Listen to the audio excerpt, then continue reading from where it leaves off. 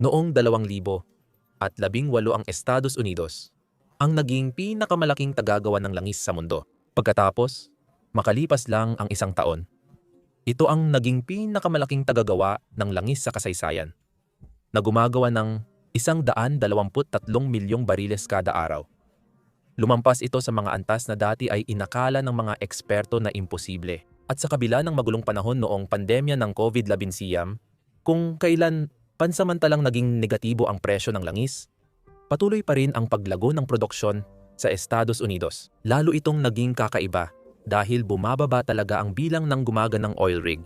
Sa loob ng dekada, nalampasan ng Estados Unidos ang Russia at Saudi Arabia sa produksyon at mabilis na naging pangunahing superpower ng langis mula sa dating umaasa sa pag-aangkat. Dahil sa dami ng langis na napoproduce ng United States of America, naging net exporter na ito sa unang pagkakataon mula 1,940 s. Malayo ito sa kalagayan ng United States of America noong mga nakaraang dekada, kung saan palagi itong umaasa sa mga supplier na hindi tiyak at maaaring tumigil sa pagbebenta sa Estados Unidos kahit kailan nila gustuhin. Ngayon, nangingibabaw ang bansa sa pandaigdigang merkado bilang pangunahing producer at consumer. Mas lumalakas ang posisyon nito sa kalakalan at hindi na madaling kontrolin ng Organization of Petroleum Exporting Countries. Tinitiyak nito ang tuloy-tuloy na supply ng enerhiya sa mga industriya at kabahayan na tumutulong sa ekonomiya at pamumuhay. Ngayong prioridad ng pamahalaan, ang seguridad sa enerhiya, napapanahon ang muling pagsigla ng langis sa Estados Unidos. Bagamat mas marami itong napoproduce na langis kaysa konsumo, nananatiling pangalawang pinakamalaking importer ng langis sa mundo ang Estados Unidos. Hindi maikakaila na ang langis ay limitadong yaman at tinatayang 11 taon na lang ang reserba ng United States of America. Ang mabilis na pagkaubos ng likas na yaman sa ilalim ng lupa ay nagtatanong kung hanggang kailan mapapanatili ang kasalukuyang mataas na produksyon. Lalo na ngayon na ang industriya ay humaharap sa hindi mapapasinungalingang mga isyung pangkalikasan at lumalakas na kompetisyon mula sa nagiging mas matatag na renewable industry na mas nagiging kompetitibo at mas pinipili na ng marami. Kaya, gaya ng dati, mayroon tayong ilang tanong na kailangang sagutin. Paano naging pinakamalaking tagagawa ng langis ang Estados Unidos sa kasaysayan? Bakit patuloy pa ring bumibili ng napakaraming langis ang Estados Unidos? At sa huli, gaano katagal talaga kayang mapanatili ang ganitong antas ng produksyon? Kung titingnan mo ang produksyon ng langis ng Estados Unidos, mapapansin mong tuloy-tuloy itong bumaba sa loob ng 38 taon mula 1,970 hanggang 2008. Noong panahong iyon, naging mas magkakaugnay ang mundo. Bumaba ang hadlang sa kalakalan at naubos ang madaling maabot na reserba ng langis sa Estados Unidos. Mas kapaki-pakinabang para sa industriya ng langis na mag-angkat mula sa mga bansang mas sagana at mas mababa ang gastos sa produksyon gaya ng Canada, Venezuela, Mexico, Saudi Arabia at Iraq. Sa kabuuan, gumana ito kahit di perpekto. Nahihirapan ang United States of America labanan ang kapangyarihan ng Organization of the Petroleum Exporting Countries sa merkado ng langis at di natakot ang Organization of the Petroleum Exporting Countries gamitin ito. Noong 1973, nagpatupad ang Organization of the Petroleum Exporting Countries ng embargo sa langis laban sa Estados Unidos dahil sa pagsuporta nila sa Israel laban sa Ehipto at Syria sa digmaan ng Yom Kippur. Biglang tumaas ang presyo na nagdulot ng kakulangan ng gasolina sa mga istasyon at nagbunsod ng mga desperadong hakbang tulad ng 55 milya kada oras na speed limit sa mga pambansang highway. 6 na taon matapos, nagkaroon ng revolusyon sa Iran na nagdulot ng krisis at pagtaas ng presyo ng langis. Ang pagtitiwala ng Amerika sa langis ng gitnang silangan ay kinilalang malaking kahinaan nito sa susunod na 3 dekada. Pagkatapos ng digmaan kontra terorismo ni Pangulong Bush, noong 2000, hinangad ng industriya ng langis sa Estados Unidos na makuha ang krudong langis sa ilalim ng kanilang lupa. Ang problema, nakulong ito sa masisikip na pormasyon ng bato at walang teknolohiyang kayang kumuha nito ng kumikita noon. Sumunod ang mga dekada ng pagsubok at pagkakamali at sa pagpasok ng ika-21 siglo, ang mahalagang tagumpay ay nakamit ng grupo ng negosyanteng enerhiya na si George Mitchell at ng Barnard Shale. Napatunayan na ang krudong langis mula sa shale ay makakakuha sa negosyo gamit ang pagbasag ng bato at pagpapaluwag ng langis sa tulong ng halo ng tubig, buhangin at chemical. Ipinatupad pagkatapos ang hydraulic fracking sa mga pahalang na oil well na labis na nagpaigi ng mga resulta. Kaya't nagawang makakuha ng mas maraming langis mula sa isang balon sa mas mababang gastos na parang mahika. Noong early 2000s, sumiklab ang shale gale dahil sa mga independent operator na pinunduhan ng private equity, mabilis bumili ng lupa at namuhunan sa bagong teknolohiya. Dahil dito, muling sumigla ang natigil na industriya ng langis. Sa Texas, ang Permian Basin ay naging isa sa pinakamaproduktibong oil field sa mundo. Sa iba, nagbago ang ekonomiya ng maliliit at rural na bayan. Ang North Dakota, tahanan ng Bakken Shale Formation, ay nakaranas ng mabilis na pag-unlad, maraming trabaho, mataas na sahod, at paglago ng mga lungsod dahil sa dagsa ng manggagawa sa Bakken, lalo na sa Wilson at Watford City. Tanging North Dakota lang ang bumata ang populasyon noong 2000 at 21 kumpara sa 2010.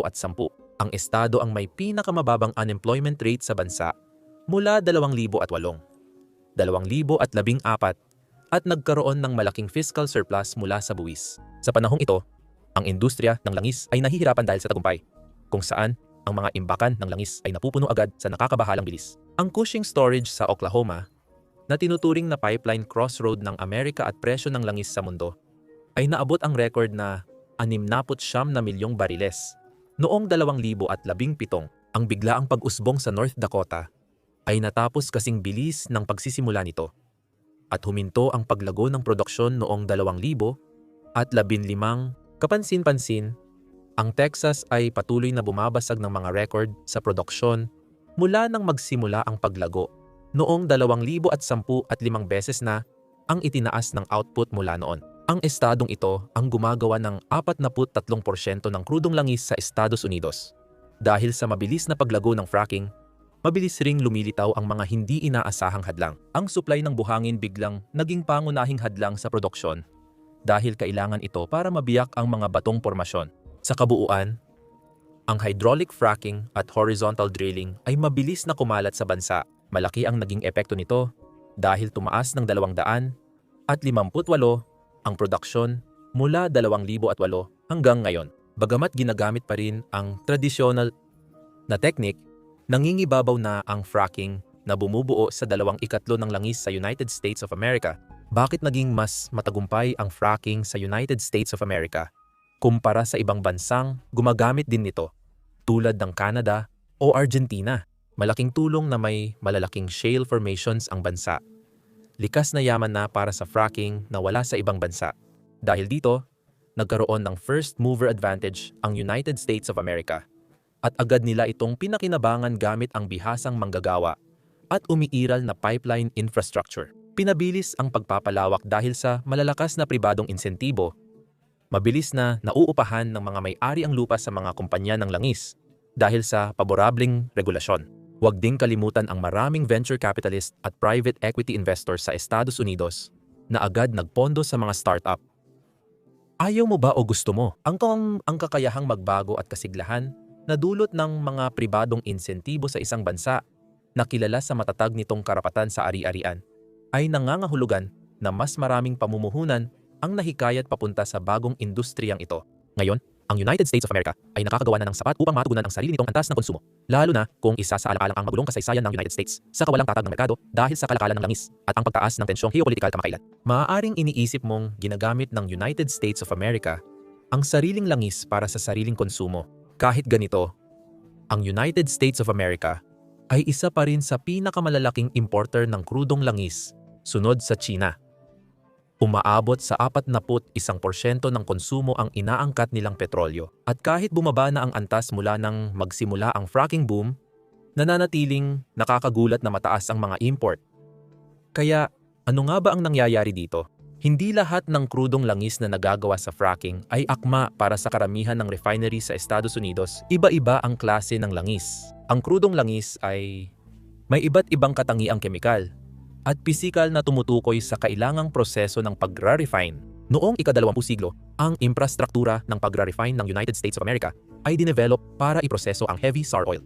Nang hindi na masyadong dinadetalye, ibig sabihin nito ay ito ay malapot at mataas ang sulfur content. Ito ay dahil karamihan sa langis na hinaharap ng Estados Unidos ay ganitong uri na inaangkat mula sa mga bansa tulad ng Mexico, Venezuela, Saudi Arabia at Canada. Ang infrastrukturang ito ay inabot ng dekada bago maitayo at mapino. Ang krudong langis mula sa fracking ng Estados Unidos ay magaan at matamis kaya hindi malapot at mababa ang asupre.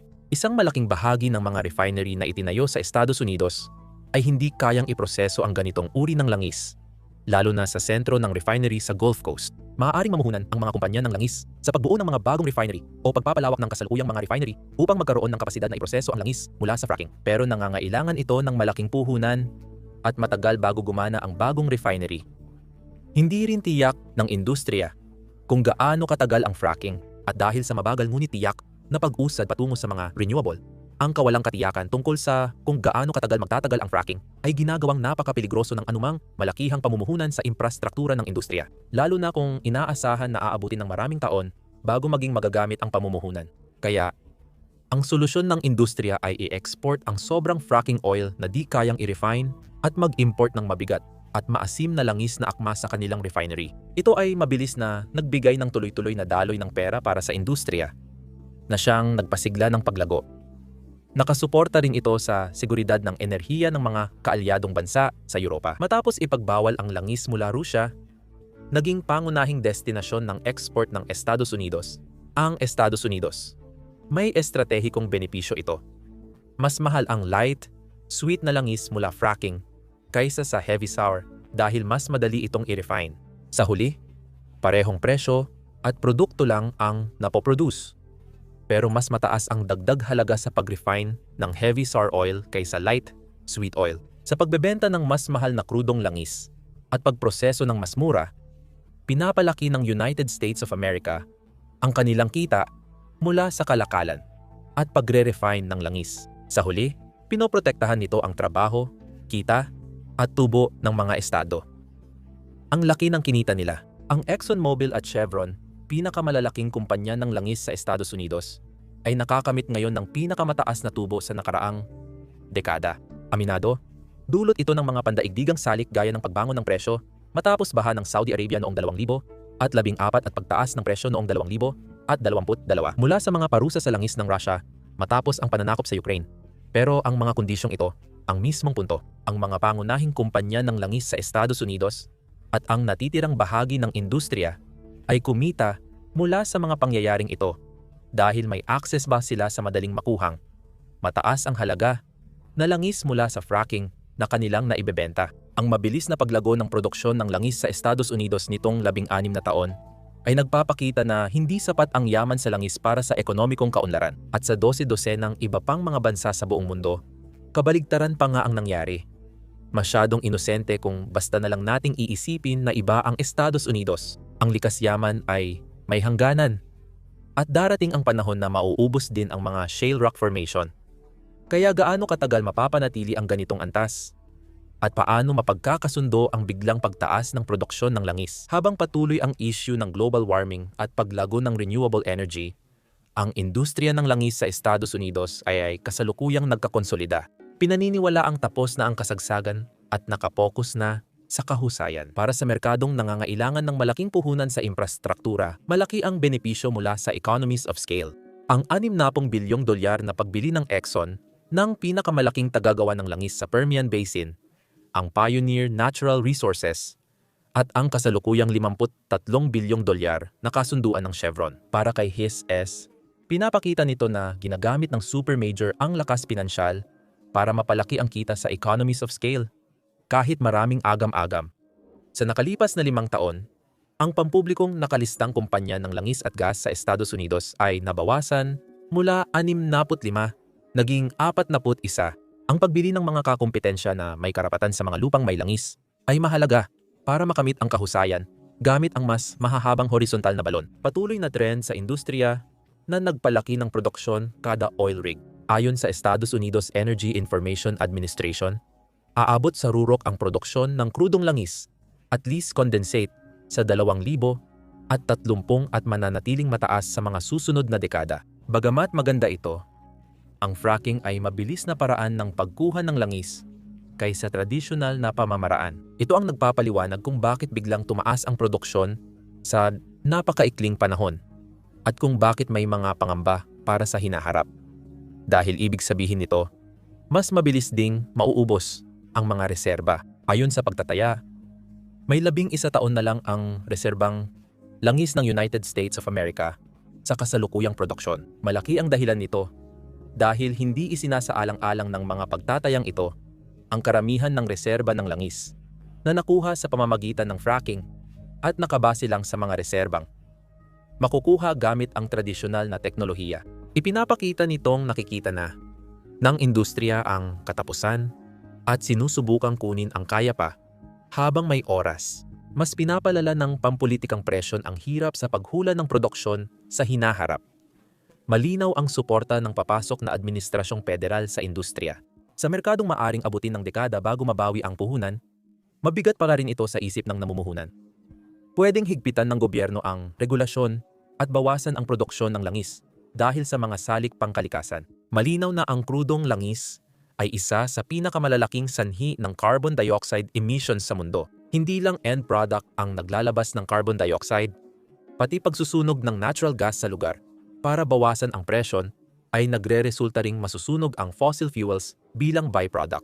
Malinaw itong halimbawa ng pag-aaksaya at polusyon sa hangin, pinalala pa ng fracking na nagdudulot ng tagas ng methane na 30 beses mas malakas sa carbon dioxide bilang greenhouse gas. Dagdag pa rito, malaki ang konsumo nito ng malinis na tubig at ang pagtapon ng wastewater sa balon ay maaaring magkontamina ng lokal na groundwater. Dahil dito, ipinatupad na ang total ban o moratorium sa fracking sa maraming mauunlad na bansa at ilang estado sa Estados Unidos.